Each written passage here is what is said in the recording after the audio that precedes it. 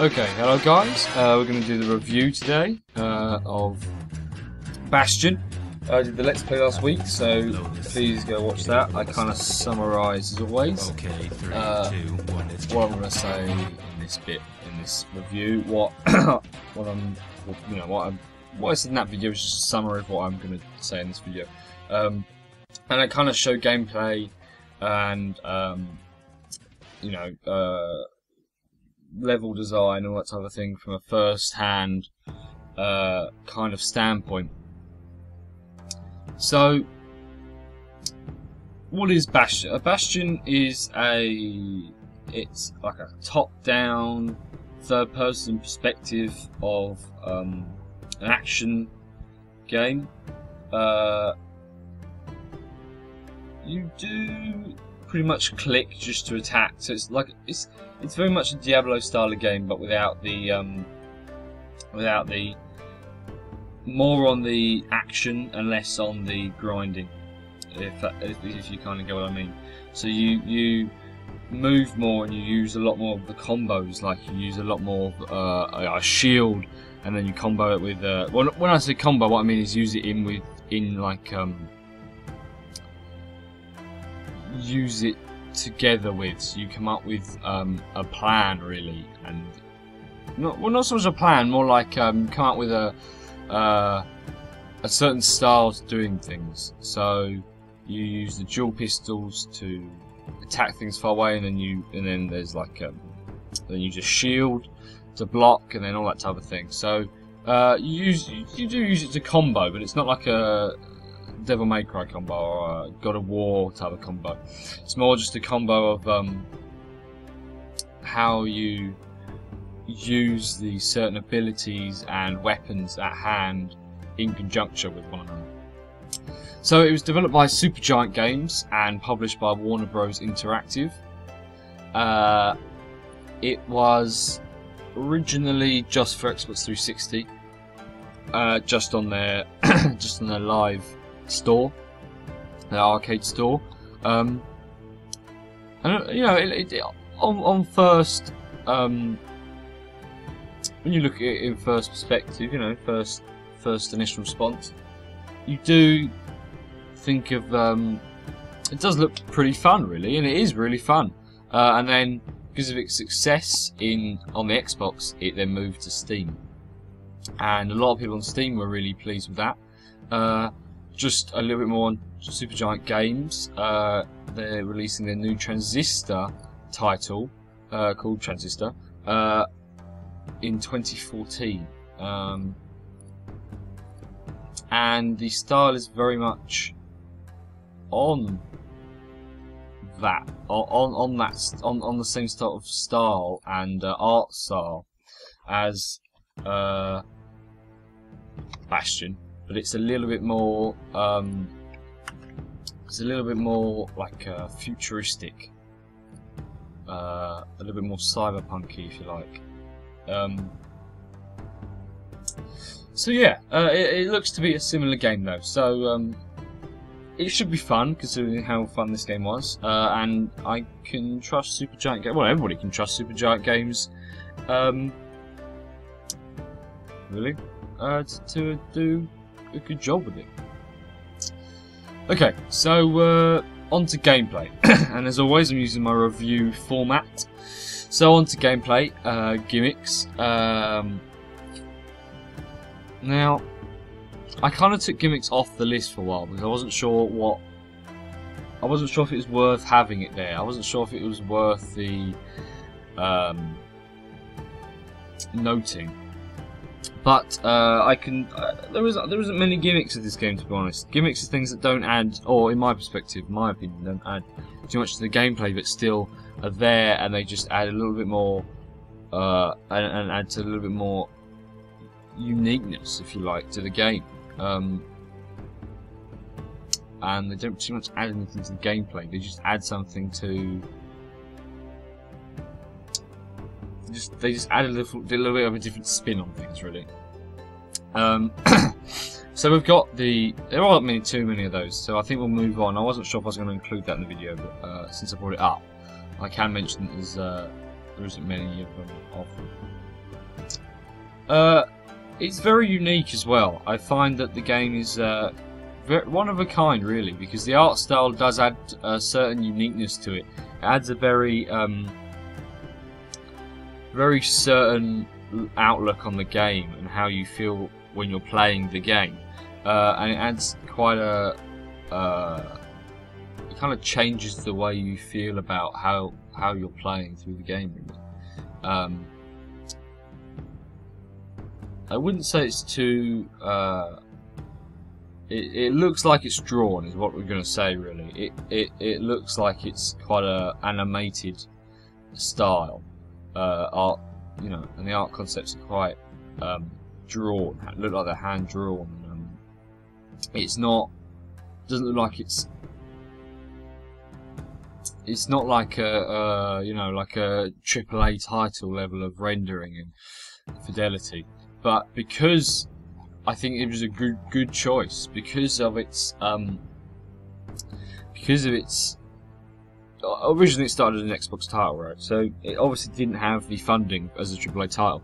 So I think the art concept and the angle that you look at everything down from the top down angle is actually a good choice, because it means you don't have to render and show everything in such a fine detail as like say Crysis 2 and 3. So, but it still looks very good. It does look really good, which is quite an achievement, and you can't compare it to AAA titles such as Crysis 3 and even Battlefield and even Call of Duty, really. You can't compare it to that because it's such a different type of art style, but you can say you enjoyed it and liked it as much as, and I really did, and a lot of people really do.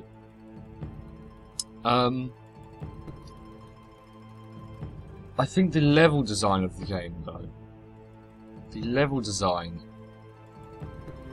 is quite a. They don't seem to change it very much throughout the levels. They don't seem to change it and vary it very much. They seem to keep the same formula, which is kind of having like an arena and then splitting off like little rows and little walkways, which then lead them to thinner and thinner and thinner walkways, which then have a stop or another arena, which you then turn around and go back, or you finish the level. And it doesn't seem to vary very much from that. It seems to be very linear as well, which makes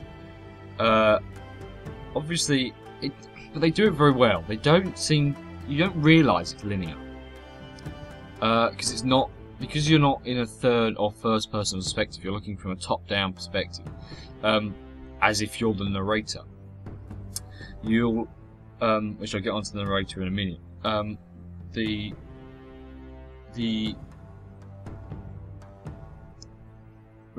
It's very difficult to say. It's like because you're not corridor, because it's not a corridor, and you know it's not a corridor.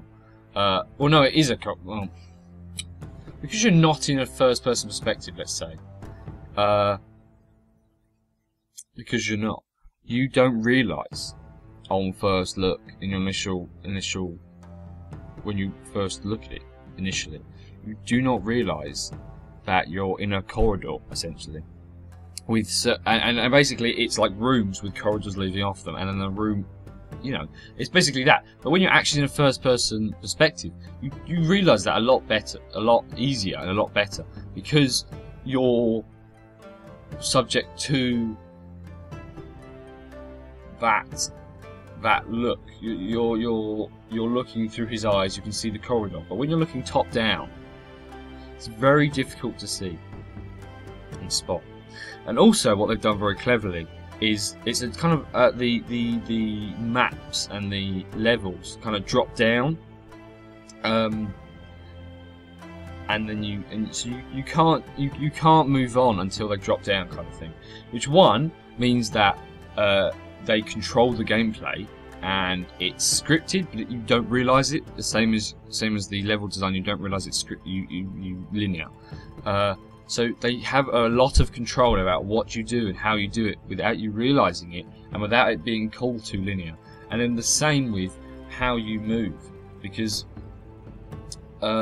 you move when they collapse, when these levels collapse. And kind of what I showed you in the Let's Play is you can walk off the level. You can walk off and die, essentially. You lose a lot of life, and you lose about a fifth, maybe a quarter of your life when you walk off a map. So you need to still be very wary about where you're walking, but you can't stray too far away from the 1, corridors, and 2, arena or room. So that at the same time means you're not thinking about that it's an enclosed area. You're more thinking about how you can get rid of the enemies in that room, and as soon as you get rid of them, and that's it, you're moving on, because the walkway then collapses and means you can then run along it. I'm kind of probably playing gameplay in the background, so you can probably see some of that. And it's very much a way of controlling it without you realising it, because you have to be so wary of, one, the creatures that are in this arena make you walk around the arena so much that you're not focusing on it. And 2, you have to make sure you don't go too near to the edge of the arena. So you're always focused on the middle of the arena, because otherwise you're going to fall off. So it's very cleverly done, really. The same with the creature variation. There aren't too many creature variations. There are a few reskins and that type of thing, but because they're using they're using conjunction with the level design so cleverly that, like the little I showed you in my Let's Play that there's those, you can use your shield in like a certain way, that those like pin cushions, I think they're called, that fire out the spikes, they are used like maybe 3 at a time, 1 at a time, and they can spawn in just like that, and then you're having to go again. And because they're used like that, and then you're also running away from maybe other creatures, they're all used so cleverly that you don't realise the variation, that there isn't so much a variation of the monsters, because they're used together. It feels like they're varying the whole time. The levels varies, all this type of thing. The only thing that I did really realise, and that, well, obviously, what I mean is realise while playing, is that the level design and the formula they use, again, for the corridors and the arenas, you don't realise it's a corridor or a room and an arena, but what you do realise is that you have seen that type of art style and type of concept before. You don't realise it's a corridor, but you realise you've been here before. It's just a reskin. And you realise they're reskins of the creatures and the monsters, but what you don't realise is that they're varying the way they use them, which is why they're so good. Which is why it feels very varied, and it doesn't matter that they're just reskins. So a lot of people said, you know, they could have used a lot more varied creatures. You never needed, you didn't really need that, I found. I found that you didn't need that so much, because the variation in which they use them, a variation in which they use the levels and they sometimes give you weapons and certain abilities. You get a Q ability.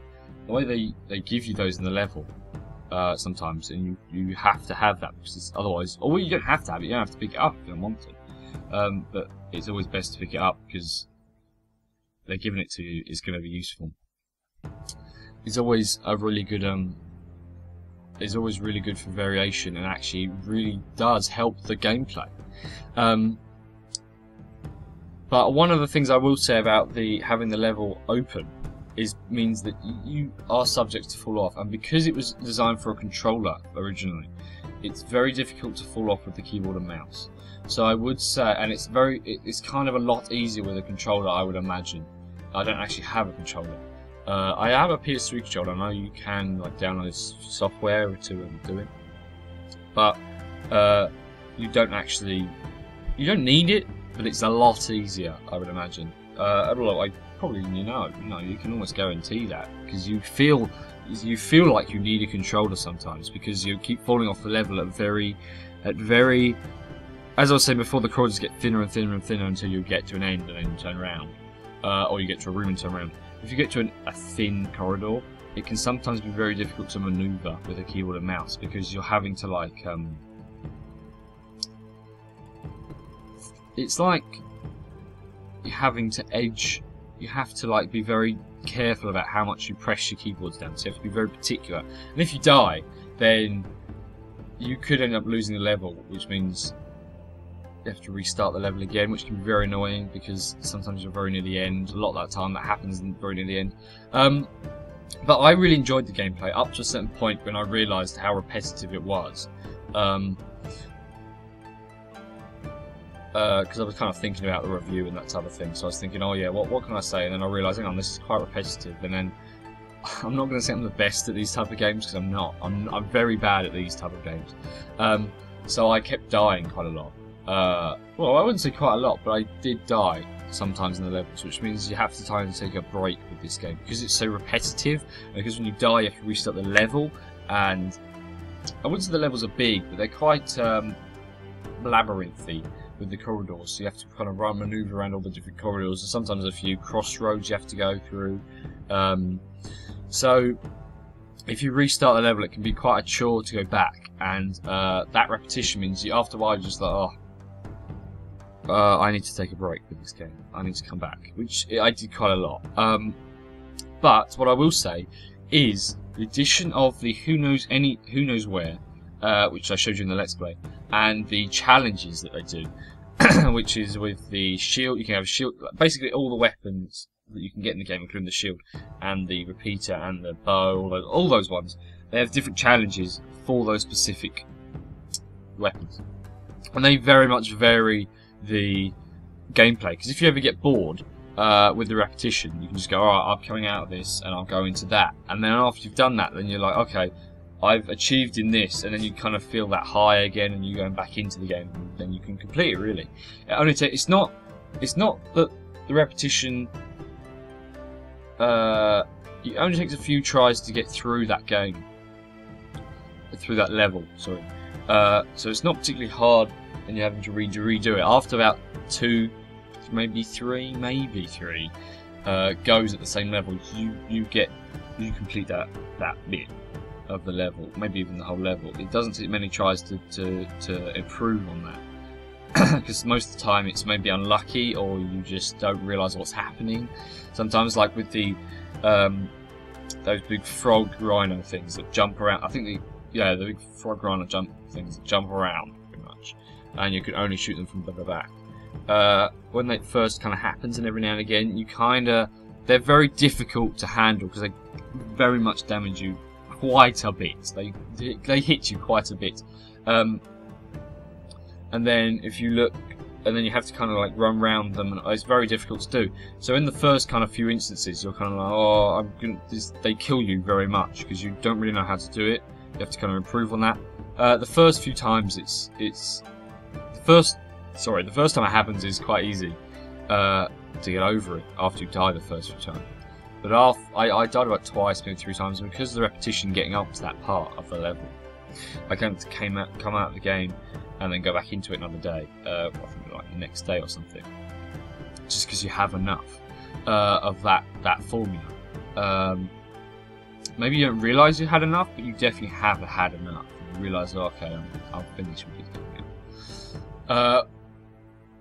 But the Who Knows Anywhere, no, not Who Knows Anywhere, I keep saying that. The Who Knows Where, Who Knows Where is very good, because for people like me who only like the story, well, not only like the story, the people who mostly like the story, that's what they play the video games for, and the gameplay, that's a mixture in that Who Knows Where, because you can get the backstory that you don't get in the story, with very easy to get to know and get to use gameplay, because it's just like trials, and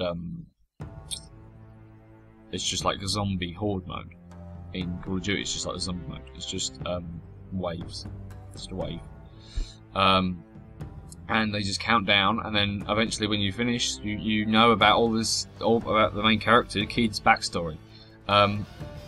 and it's quite effectively done, and it's quite useful, and at the same time fun to do. So that's it for gameplay.